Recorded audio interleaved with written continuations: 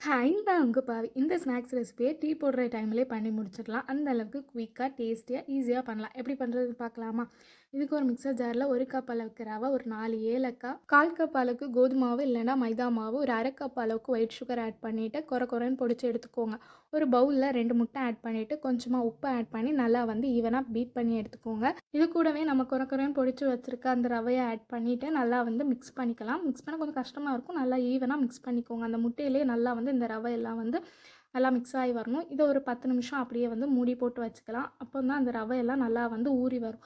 இது கூடவே கொஞ்சமாக 1/4 கப் அளவுக்கு பால் ஆட் பண்ணிவிட்டு இன்னுமே நல்லா மிக்ஸ் பண்ணி எப்படி போண்டா உடைய கன்சிஸ்டன்சியில் எடுத்து வச்சுக்கோங்க இந்த மாவை.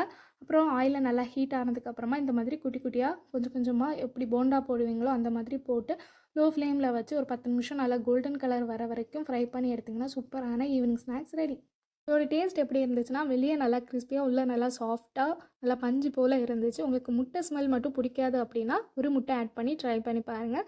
மற்றபடி இந்த ரெசிபி சூப்பராக இருந்துச்சு. கண்டிப்பாக ஒன்ஸ் ட்ரை பண்ணி பாருங்கள். பிடிச்சிருந்தா சப்ஸ்கிரைப் பண்ணிக்கோங்க.